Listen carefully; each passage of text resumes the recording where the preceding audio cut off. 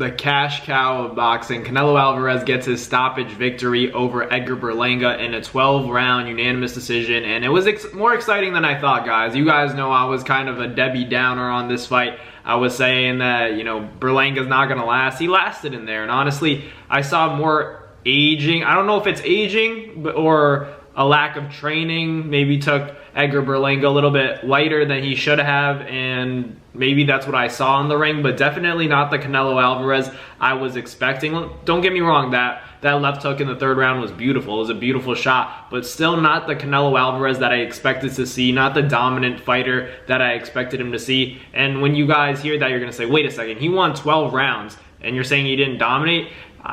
I just think that when you have that much experience against a guy that has none of that experience, that fight shouldn't go 12 rounds. That's just my opinion. I know styles make fights as well. Even taking that into account, I don't think that Berlanga should have lasted as long as he did. Canelo Alvarez just allowing him to survive, and I can't even say that Canelo Alvarez was allowing him to survive. I think Canelo really genuinely wanted to get Edgar Berlanga out of there. He just couldn't do it because this kid's young.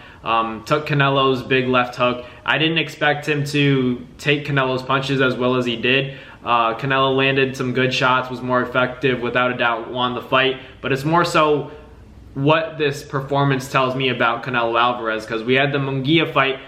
I saw more that I liked from that Munguia fight when it came to Canelo's performance than I did in the Berlanga fight. And so who can we really give to Canelo as the next opponent? Because we all wanted to see the David Benavidez fight. We don't know how realistic of a opportunity or possibility that is for Canelo Alvarez. It's all, the ball's in his court if he wants to make that fight happen.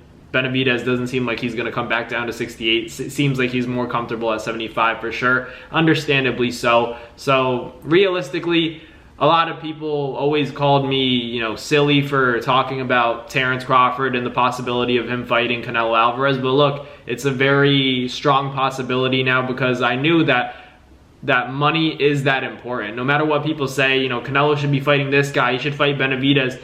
You guys got to realize Canelo Alvarez might have said that Terence Crawford's too small, but at the same time, that's a reason for him to take it. If people are going to give me a lot of credit for fighting a smaller guy and I think I could beat this guy, then, Canelo's probably going to take that as opposed to fighting Benavidez, where yeah, he might be closer to my weight class than Terence Crawford, but it's a much bigger risk, and I might make less money than I would fighting Terence Crawford. That's why I'm a strong believer that the Terence Crawford fight goes down. And in terms of what actually happens in that fight, it's hard for me to tell, because we're not really getting consistent versions of Canelo Alvarez where we could say, okay, the head movement's going to play a factor. He's not going to be as flat-footed. We can't say that, because in every fight it seems like Canelo Alvarez, we're getting different versions of him, in my opinion. And so that makes it hard to predict fights. One thing's going to be true in a matchup with Terence Crawford and Canelo Alvarez, that Canelo's going to be the bigger guy. But I wouldn't know what to make of, Canelo Alvarez, because we're going to get a different version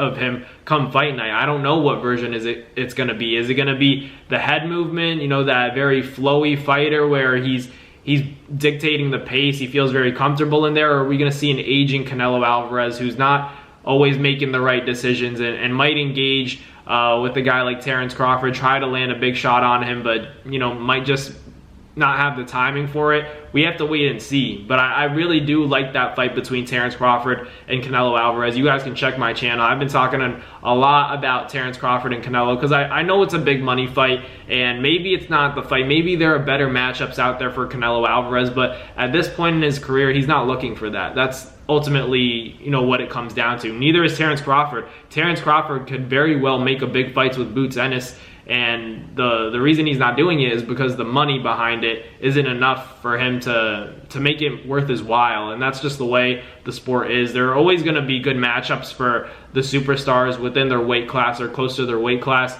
but is the money there? Why would I train? Why would I work myself, get away from my family if the money's not there? So Canelo Alvarez and Terence Crawford both have something in common in terms of, they're at the point in their careers where they don't really have much to prove. They want to capitalize on that financial prize, right? So that's why they want to fight each other. It's not It's not about, you know, obviously we want to see the best fighting the best, and in some ways we do get that in Terence Crawford and Canelo Alvarez, but they're not in each other's weight classes, but they're trying to make a big fight happen because I think they both know that they're coming down to the last few fights of their careers, so why not capitalize on a big money fight? And that's why Canelo Alvarez and Terence Crawford is a big possibility, and that's just the way the sport of boxing is. It's not, you know, maybe that's not what we wanted to see. We definitely wanted to see Canelo Alvarez and David Benavidez, but if we can't get that, Terence Crawford is right there, you know, in place to make that big fight with Canelo happen. And I think it's a big event. I feel like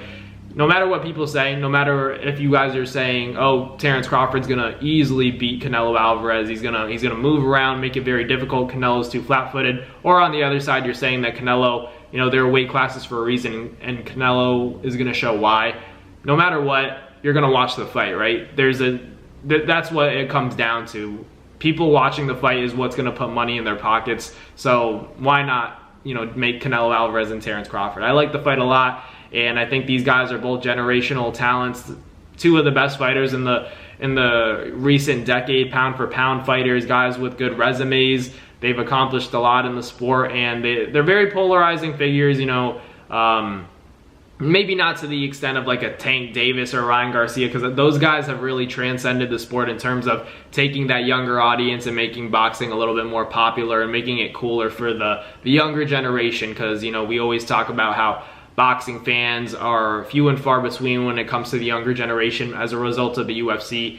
Because, you know, the UFC is able to make all these big fights happen as opposed to boxing, where we have to worry about the different sanctioning bodies, the WBO, WBA, WBC, and the IBF. We have to worry about all that as opposed to the UFC, where it's all under one umbrella and they don't have to worry about dealing with this promoter, dealing with that guy. They just make the big fights happen. So the best thing that, you know, we can do in the sport of boxing is to make sure that, you know, these boxers are still getting paid what they want, because boxers, you know, champions or not, are making more than UFC fighters at the highest level. That's just the way it is, because of boxing. You know, because of the weighting, they're also able to provide bigger prizes, you know, for the fighters as opposed to the UFC fighters. So that's just how it is. That's the way, you know, there are going to be pros and cons. Yeah, the UFC fighters are all fighting the best. You know, the number one is fighting the number two, the champ is fighting against, you know, a contender defending his title, but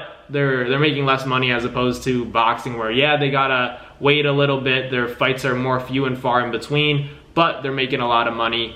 Example like Canelo Alvarez, right? So Canelo and Terence Crawford is ultimately the fight that I think should go down next for Canelo Alvarez, because ultimately, who else is there? You know, I don't think the Benavidez fight is going to happen. It's just too much, you know, back and forth with the negotiation process. I think Terence Crawford being so willing to fight Canelo, and Canelo saying, "Are you sure you want this?" and giving it to him, I think that's more of a possibility than the Benavidez and Canelo fight at this point in both of their careers. So why not make Canelo and Terence Crawford? It's a big fight. But let me know in the comments what you guys think about Canelo versus Crawford. I think it's a close fight. I want to wait a little longer to see, you know, if Terence Crawford has another fight, how he's looking and who he fights. That'll tell me more, because, you know, Madrimov was you know, his first fight at 54, not an easy fight at all. So let me know in the comments what you guys think. Thank you guys for watching today's video on Nabs Boxing, but I appreciate the viewership and your constant support, so thank you guys again.